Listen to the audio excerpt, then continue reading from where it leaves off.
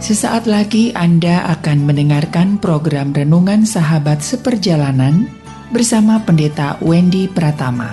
Selamat mendengarkan.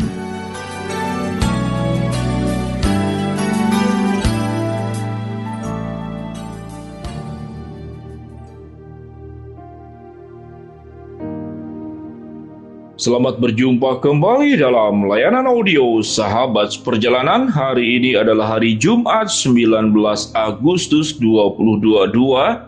Tema renungan saat teduh kita dengan judul Allah Tritunggal yang Esa. Allah Tritunggal yang Esa.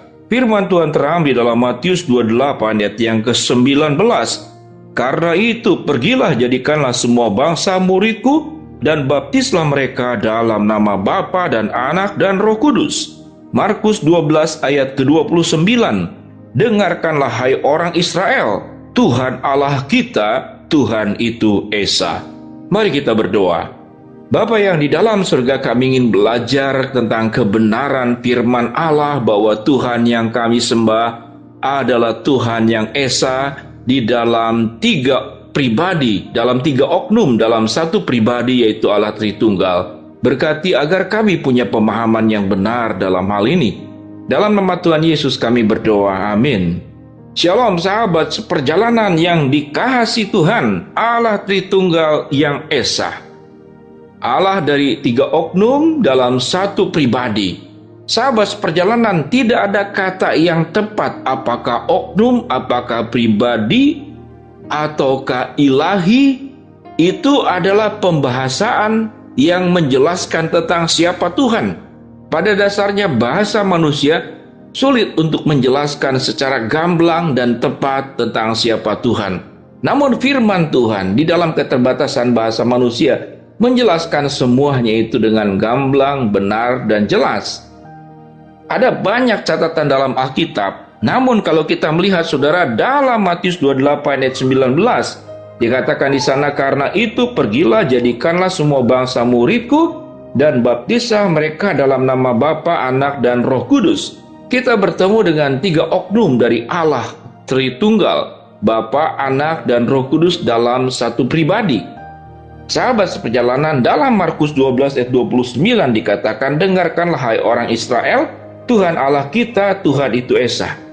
Sahabat seperjalanan, dalam rangka Allah memperkenalkan dirinya kepada manusia, dalam rangka Allah menjelaskan siapa dirinya kepada manusia, maka Allah harus masuk dalam keterbatasan manusia dalam memahami.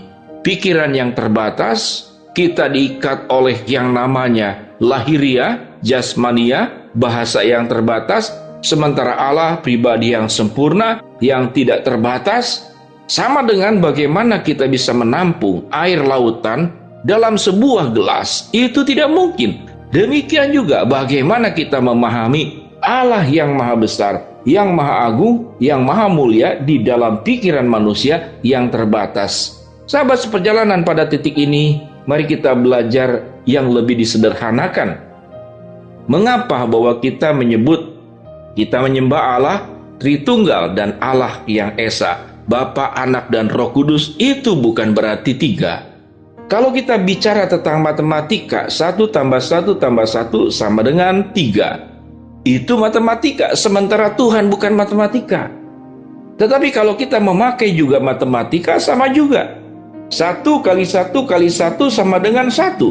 1 tambah 1 tambah 1 sama dengan 3. 1 kali 1 kali 1 sama dengan 1. Mana yang benar? Ini matematika.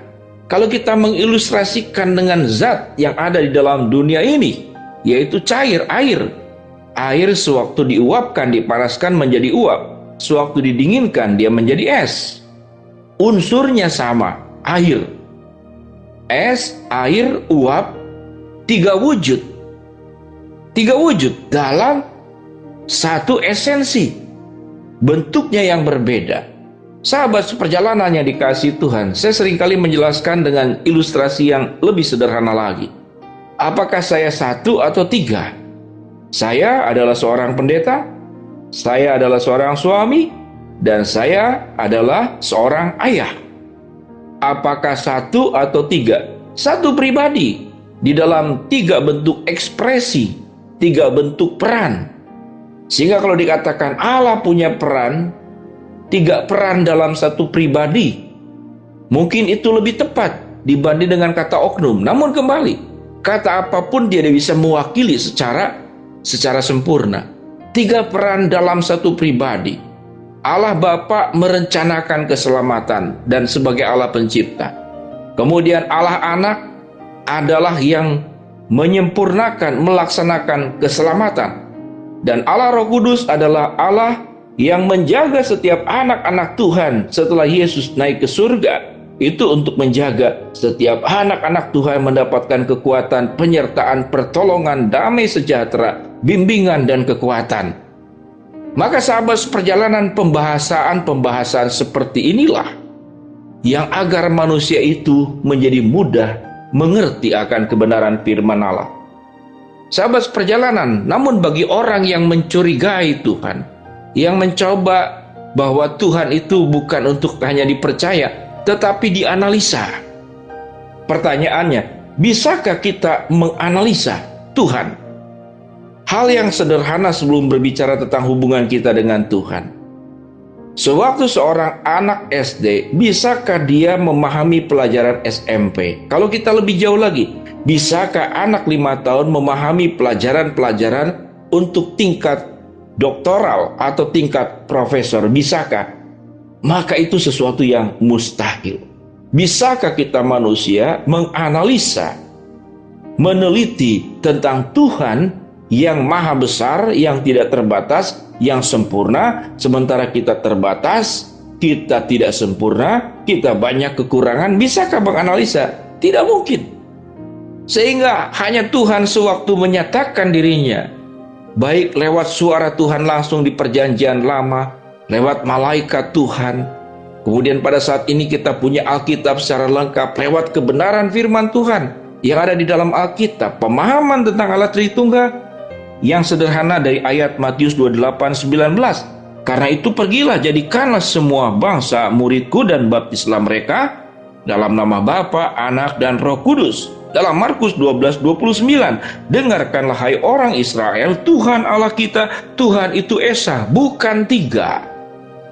Kesimpulannya, kita bahasakan dalam bahasa sederhana. Allah itu 3 peran di dalam satu pribadi yang di dalam diri Allah. Apakah sewaktu Allah mencipta Yesus tidak berbagian? Karena di dalam satu pribadi. Yang namanya Yesus adalah Allah sendiri, yang namanya Bapa adalah Allah sendiri, yang namanya Roh Kudus adalah Allah sendiri. 3 peran dalam satu pribadi. Ada yang mengatakan 3 oknum dalam satu pribadi. Sahabat perjalanan, apa kena mengenanya dengan kehidupan kita? Dengan kehidupan kita, bahwa kita bersyukur bahwa Allah menyatakan dirinya dengan bahasa yang mudah dimengerti. Apa tugas kita sebagai orang percaya? Maka jalanilah hidup, berimanlah kepada Tuhan. Jangan berupaya untuk menganalisa Tuhan, karena Tuhan terlalu besar untuk dianalisa. Firman Tuhan itu adalah ya, benar, dan amin. Mari sahabat perjalanan, pelajaran kita saat ini adalah kita mau belajar adalah kebenaran-kebenaran firman yang lebih bersifat doktrinal, agar kita tidak tersesat, atau tak kala ada orang yang punya pemahaman yang keliru, kita bisa meluruskan berdasarkan terang kebenaran firman Allah. Shalom sahabat perjalanan, Tuhan memberkati kita semua. Allah Tritunggal yang Esa. Kami berdoa di dalam nama Tuhan Yesus. Buat sahabat perjalanan yang sedang sakit, Tuhan jamah sembuhkan.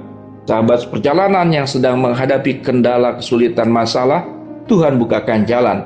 Sahabat perjalanan yang sedang memohon, berharap sesuatu kepada Tuhan, Tuhan akan kabulkan sesuai dengan waktu, rencana, dan kehendak-Mu.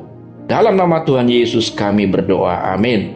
Shalom sahabat perjalanan, mari kita terus belajar kebenaran firman Tuhan, lebih mendalam, lebih mengerti, agar kita benar-benar memahami kebenaran dengan tepat. Tuhan memberkati kita semua, amin.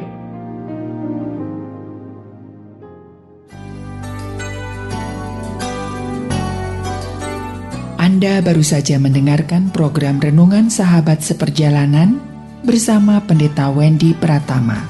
Terima kasih atas perhatian Anda. Tuhan Yesus memberkati.